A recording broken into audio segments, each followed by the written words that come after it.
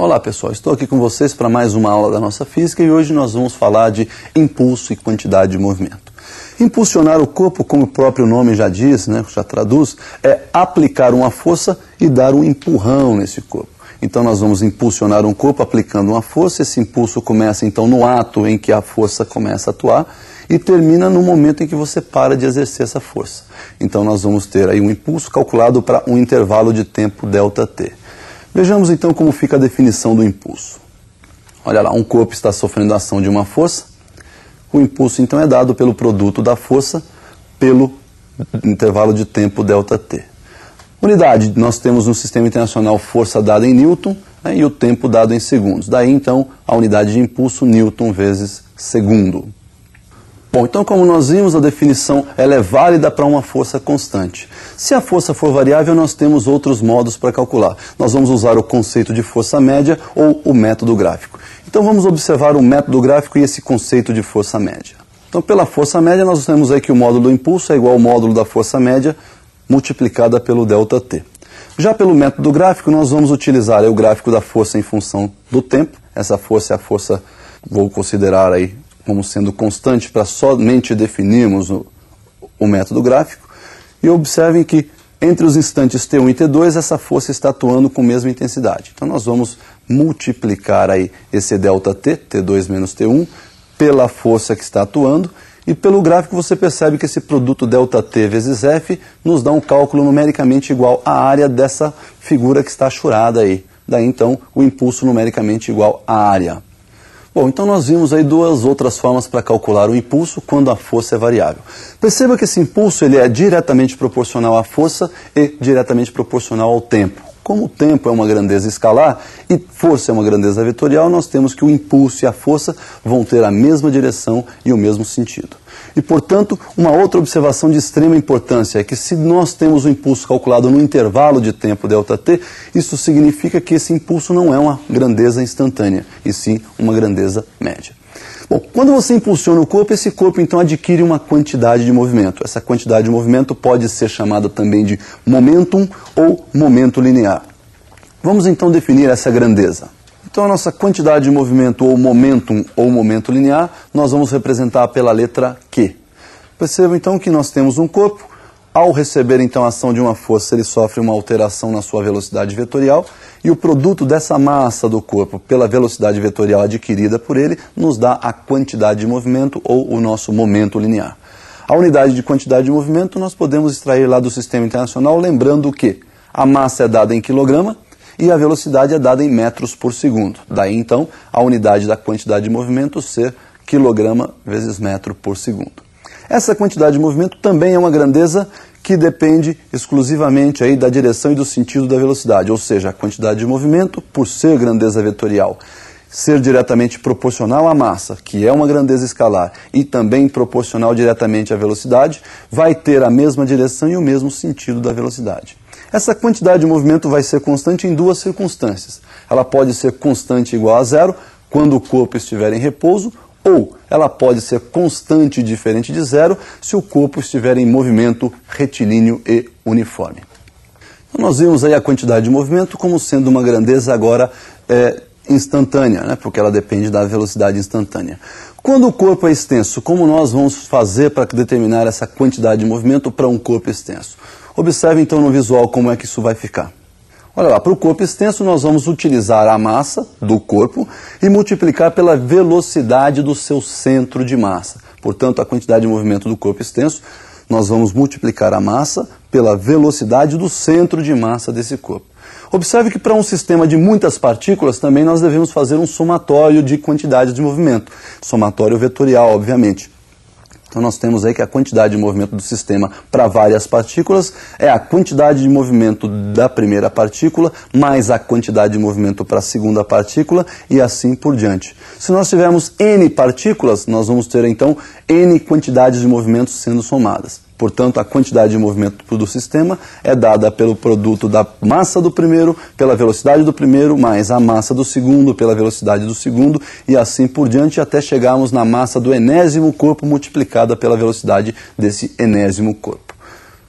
Bom, pessoal, e também vimos aí a definição quantidade de movimento, então para duas situações diferentes, corpo extenso e para um sistema de muitas partículas. O que nós vamos fazer então agora é associar essas duas grandezas, o impulso que nós definimos inicialmente e a quantidade de movimento. Para isso então nós vamos definir o teorema chamado teorema do impulso. Vamos observar então no visual como fica o teorema do impulso. Bom, teorema do impulso, nós temos então um corpo de massa m que vai sofrer a ação de uma força que nós chamamos de força resultante.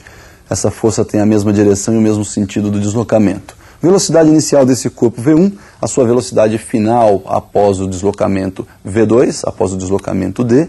E nós sabemos que a força resultante é massa vezes aceleração pela segunda lei de Newton. Bom, uma outra equação que nós temos em mente é a da aceleração. A aceleração é variação de velocidade num certo intervalo de tempo, ou seja, a aceleração mede a rapidez com que varia a velocidade. O que nós vamos fazer então é uma substituição aí da aceleração na primeira equação, na segunda lei de Newton, por ΔV sobre ΔT, onde então nós temos a força resultante igual à massa que multiplica a variação de velocidade por variação de tempo. Se multiplicarmos a equação membro a membro por ΔT, nós vamos ter aí de um lado da igualdade força resultante vezes ΔT, do outro lado nós vamos ter massa vezes variação de velocidade sobre ΔT, variação de tempo, multiplicada por ΔT.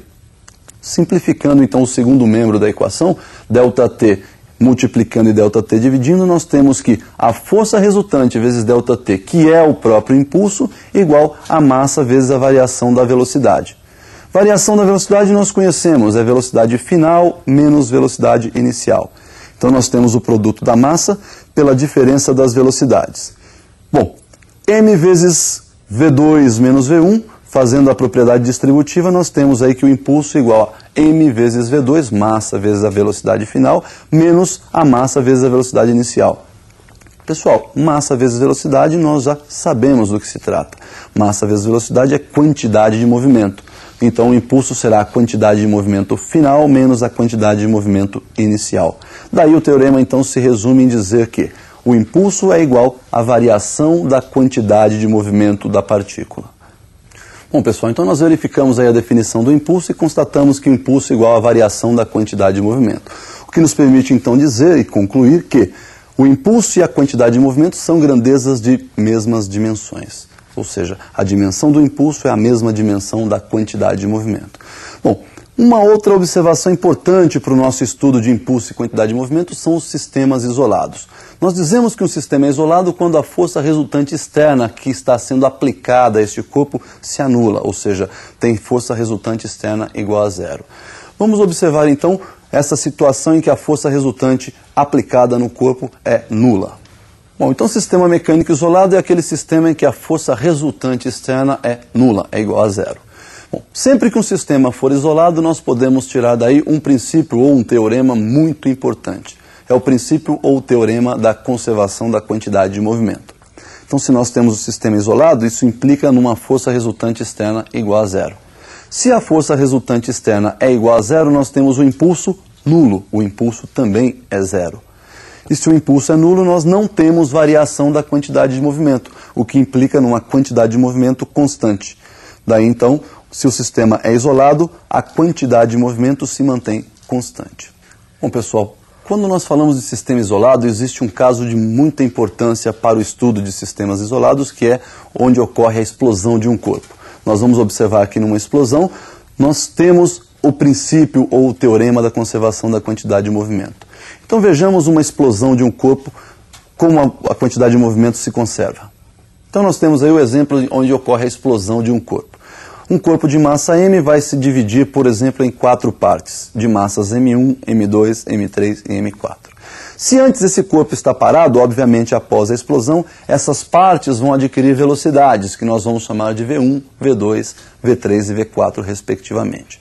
Perceba que a massa, então, total do corpo é o somatório das massas de cada uma dessas partículas, de cada um desses fragmentos. Então, a massa total é a soma das massas. Como na explosão não existe nenhuma força externa atuando neste corpo, nós dizemos que as forças que atuam aí durante a explosão são forças estritamente internas. né? Então nós podemos dizer que nesse sistema a quantidade de movimento antes da explosão é exatamente igual à quantidade de movimento depois ou imediatamente depois da explosão. Bom, um outro caso muito importante que nós temos aí para sistemas isolados é quando dois corpos sofrem uma colisão. Esse sistema também é muito importante e vai aparecer no vestibular. Vejamos então a colisão entre dois corpos. Então a colisão entre dois corpos nós temos aí o antes e o depois da colisão.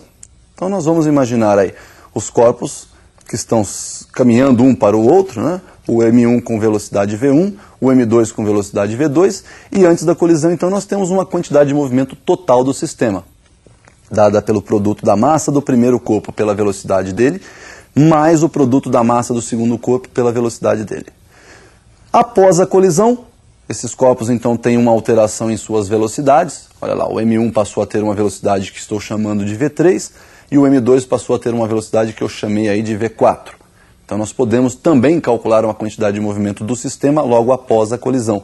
M1 vezes V3, que é a sua nova velocidade, mais M2 vezes V4, que é a sua nova velocidade. Então nós podemos observar aí, como também não houve ação de forças externas, que a quantidade de movimento antes e depois da colisão se mantém constante. Portanto, Q antes igual a Q depois. Bom, pessoal, essas aplicações de impulso e quantidade de movimento são extremamente importantes e vão aparecer nos vestibulares. Então o ideal é que você faça muitos exercícios praticando o impulso, praticando a quantidade de movimento, o teorema do impulso, para que você se dê bem lá na frente nas suas provas. Por hoje o que nós tínhamos para ver então era esse assunto. Espero que você tenha gostado. Até a nossa próxima aula.